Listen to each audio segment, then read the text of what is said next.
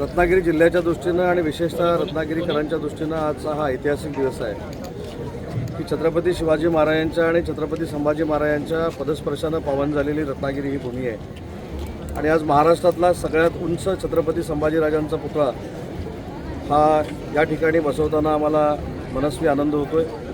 परंतु या सगळ्या परिसरासाठी जे पैसे मंजूर करून दिलेले आहेत ते महाराष्ट्र राज्याचे मुख्यमंत्री जे नगरविकास खात्याचे मंत्री आहेत आदरणीय एकनाथ शिंदे साहेबांनी मंजूर करून दिलेले आहेत। आजच्यासारखाच उद्या अजून एक ऐतिहासिक कार्यक्रम रत्नागिरीकरांचा आहे आणि रत्नागिरीकरांसाठी इतिहासात पहिल्यांदा पंढरपूरच्या वारकऱ्यांची दिंडी या ठिकाणी होणार आहे आणि 31 फुटी विठ्ठल मूर्तीच्या लोकार्पण सोहळ्याचा कार्यक्रम देखील उद्या आहे। आणि म्हणून मला असं वाटतं की मध्ये कुठेतरी मी वाचलं होतं, स्टॅच्यू ऑफ युनिटी जरी आम्ही करू शकलो नसलो तरी स्टॅच्यू ऑफ सिटी करण्यामध्ये रत्नागिरीला यश मिळालेलं आहे।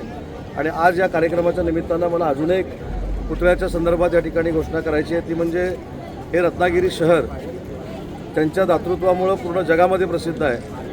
त्या तानशूर भागोजी शेटकरांचा देखील पुतळा रत्नागिरीमध्ये करण्याचा निर्णय आजच माझ्या बैठकीमध्ये मी घेतलेला आहे। तो देखील जे स्कूल ऑफ आर्ट्सवालेच बनवणार आहेत आणि त्याचा लोकार्पण सोहळा देखील पुढच्या 2-4 महिन्यामध्ये रत्नागिरीकरांसाठी आम्ही करू, जेणेकरून भविष्यातल्या पिढीला ही सगळी रत्न काय होती याचा अभ्यास करता येईल आणि कायमस्वरूपी पुढच्या पिढीच्या समोर छत्रपती शिवाजी महाराज, छत्रपती संभाजीराजे सगळे जे महनीय व्यक्ती होतील त्यांचा अभ्यास कायमस्वरूपी राहील याच उद्देशानं या पुतळ्याचा लोकार्पण